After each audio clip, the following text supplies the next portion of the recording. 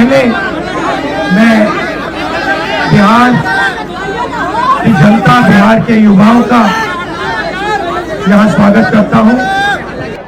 India गठबंधन के जो सीनियर नेता हैं, तेजस्वी जी हैं, बाकी पार्टियों के जो नेता हैं, उनका भी मैं यहाँ स्वागत करता हूँ। देखिए, कुछ महीने पहले महाराष्ट्र में चुनाव हुआ, हरियाणा में चुनाव हुआ, लोकसभा का चुनाव हुआ। उससे कुछ ही महीने पहले, लोकसभा के चुनाव के कुछ ही देर बाद महाराष्ट्र और हरियाणा में विधानसभा का चुनाव हुआ। लोकसभा के चुनाव में महाराष्ट्र में इंडिया गठबंधन मेजॉरिटी लेके आए, जीत के आया, और विधानसभा के चुनाव में कुछ ही महीने बाद इंडिया गठबंधन बुरी तरह हारा। उस समय हमने कुछ ज्यादा बोला नहीं, मगर हमने काम शुरू किया। 21वीं सदी है, डेटा की सदी है, डेटा की सेंचुरी है। हमने डेटा देखना शुरू किया, और जैसे ही हमने डेटा देखना शुरू किया, हमें पता लगा कि लोकसभा में और विधानसभा में 1 करोड़ नए वोटर शामिल हुए। मतलब विधानसभा में 10% ज्यादा वोटरों ने वोट किया। और जब हमने पता लगाया कि ये वोटर कहां से आए, ये कौन है, तो आश्चर्य की चीजें निकली। हर कंस्टिट्यूएंसी में जहां भी वोटर बढ़े, जिन जिन कंस्टिट्यूएंसी में वोटर बढ़े, वहां पर बीजेपी जीती। सारे के सारे वोट, जो नए वोट आए, वो सारे के सारे बीजेपी को गए। एक बिल्डिंग में 4000 5000 वोटर रजिस्टर हुए। गरीबों के वोट काटे गए। और जब हमने इलेक्शन कमीशन से कहा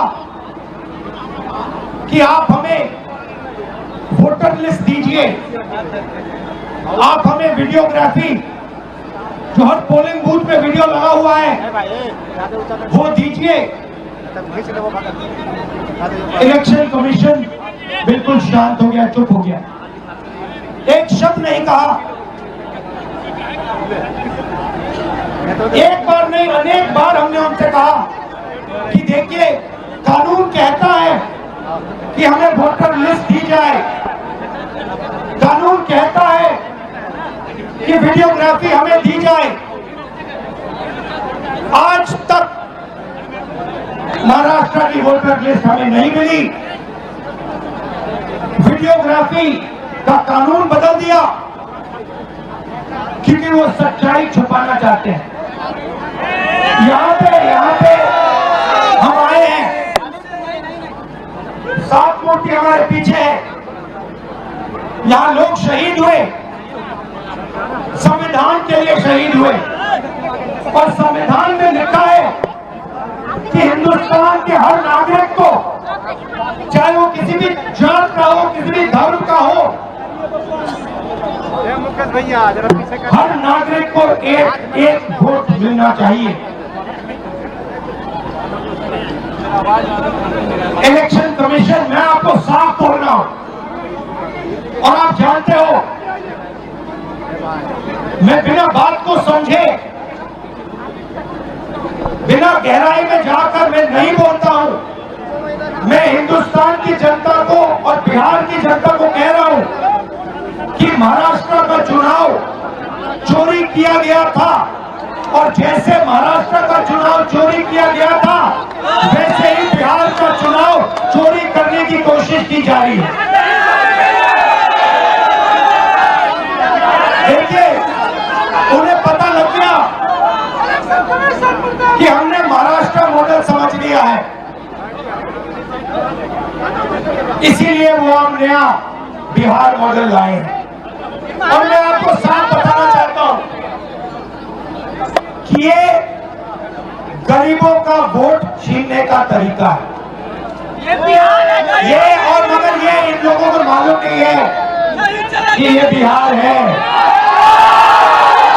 ये बात समझे नहीं है, ये बिहार है और बिहार की जनता ये कभी नहीं होने देगी।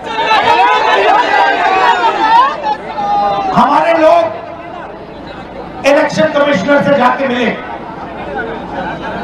मैं नहीं था मगर सारे नेता गए और मैंने इनसे पूछा आपको क्या लगा, और सारे के सारों ने कहा कि इलेक्शन कमिश्नर बीजेपी और आरएसएस जैसे बात कर रहे हैं। वो भूल गए हैं कि वो किसी राजनीतिक पार्टी के नहीं है, वो हिंदुस्तान के इलेक्शन कमिश्नर है और उनका काम इस संविधान की रक्षा करने का है। और मैं यहां से क्लियर मैसेज देना चाहता हूं, आपको जो करना है करिए, मगर बाद में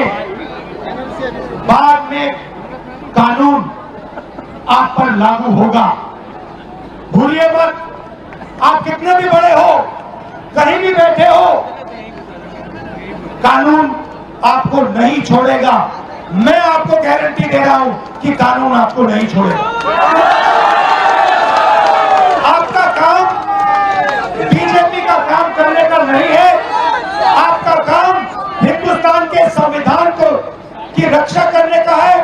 आपका काम बिहार की जनता का जो वोट है, बिहार की जनता के दिल के अंदर जो है उसको पूरा करने का है, और आप अपना काम नहीं कर रहे हो।